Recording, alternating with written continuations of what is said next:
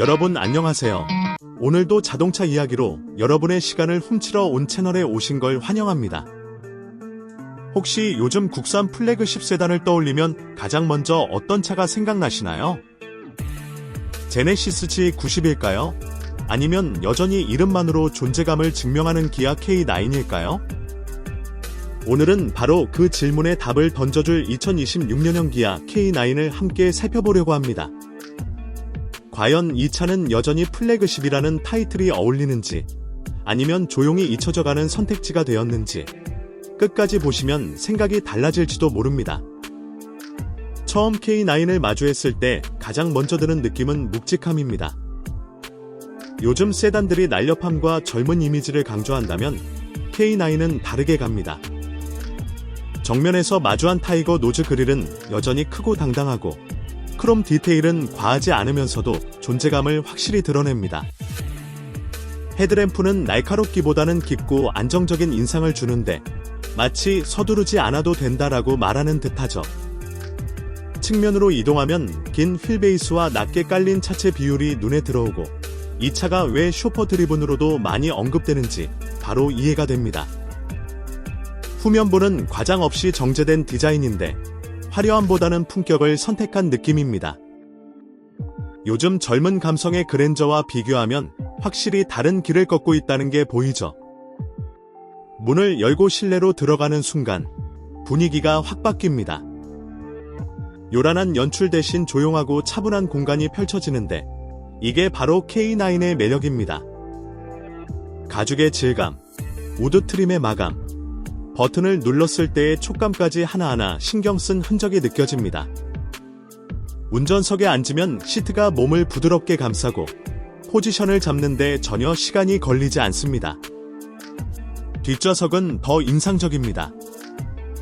내구름은 넉넉하고 시트 각도와 쿠션은 장시간 이동에도 피로를 최소화해줍니다. G80과 비교하면 조금 더 보수적이지만 편안함 하나만큼은 확실히 앞선다는 생각이 듭니다. 이 차를 직접 운전하지 않고 누군가의 운전을 받는 상상을 해보면 왜 이 차가 여전히 선택되는지 고개가 끄덕여집니다. 이제 주행 이야기를 해볼까요? 2026 K9의 엔진은 여전히 여유라는 단어가 가장 잘 어울립니다.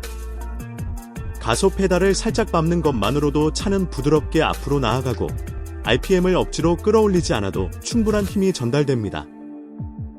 스포츠 세단처럼 날카로운 반응을 기대하면 실망할 수도 있지만 이 차의 목적은 분명합니다.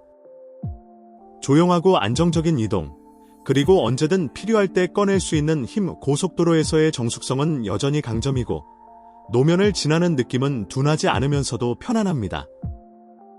K8나 그랜저와 비교하면 확실히 한 단계 위의 여유가 느껴집니다.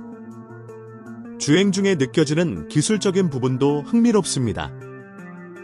각종 주행 보조 시스템은 자연스럽게 개입하고 운전자가 개입하고 있다는 느낌을 최소화합니다. 차가 스스로 판단하고 도와주지만 주도권은 여전히 운전자에게 남아있는 느낌이죠. 이런 부분에서 기아가 플래그십에 요구되는 감성을 잘 이해하고 있다는 생각이 듭니다. 가격 이야기를 빼놓을 수 없겠죠. 솔직히 말해 저렴한 차는 아닙니다. 하지만 G90과 비교했을 때 접근성은 훨씬 높고 그랜저 풀옵션과 비교하면 전혀 다른 세계를 보여줍니다. 과연 이 차의 가치는 어디까지일까요?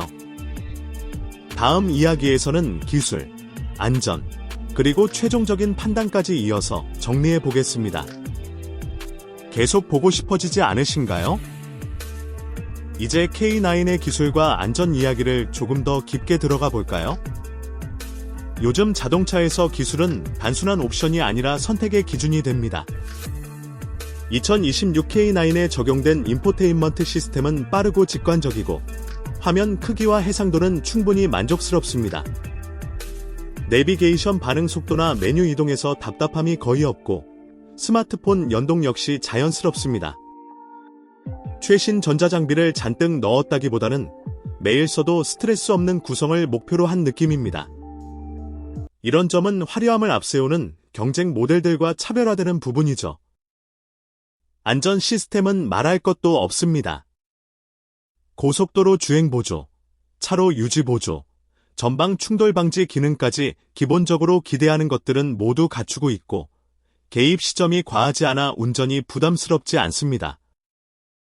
운전자가 긴장하지 않아도 차가 옆에서 조용히 도와주는 느낌이라고 할까요? 가족을 태우고 이동하는 경우라면 이런 안정감은 가격 이상의 가치를 느끼게 합니다. G80과 비교해도 부족하다는 생각은 들지 않고 오히려 보수적인 세팅이 더 마음에 드는 분들도 많을 겁니다. 다시 한번 가격과 경쟁 모델을 생각해 봅시다. K9의 가격대는 분명 쉽게 결정할 수 있는 영역은 아닙니다. 하지만 그랜저나 K8에서 한 단계 더 올라가고 싶은 분들, 그렇다고 G90까지 가기엔 부담스러운 분들에게는 굉장히 현실적인 선택지입니다.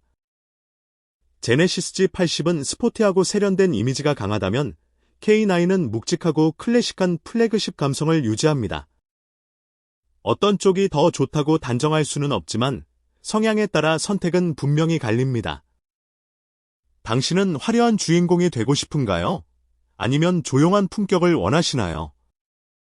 실제로 이 차를 소유한다고 상상해보면 매일의 출퇴근부터 중요한 자리까지 무난하게 소화하는 모습이 떠오릅니다.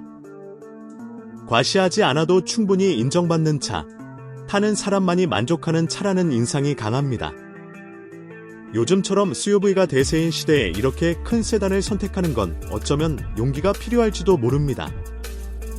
하지만 그래서 더 특별해 보이기도 합니다. 모두가 같은 선택을 할 때 다른 길을 가는 느낌이랄까요? 주행을 마치고 차에서 내릴 때 K9은 강렬한 인상을 남기기보다는 잔잔한 여운을 남깁니다. 와, 대단하다 보다는 역시 편하다, 역시 안정적이다 라는 말이 먼저 떠오르죠. 이게 단점일 수도 있지만 동시에 이 차의 가장 큰 장점이기도 합니다. 장거리 운전 후에도 피로가 적고 조용한 실내 덕분에 음악이나 대화에 더 집중할 수 있습니다. 이런 경험은 숫자로 설명하기 어렵지만 실제로 타본 사람만이 압니다. 결국 2026 기아 K9은 모두를 위한 차는 아닙니다. 하지만 자신이 무엇을 원하는지 명확한 사람에게는 아주 정확하게 맞아떨어지는 선택입니다.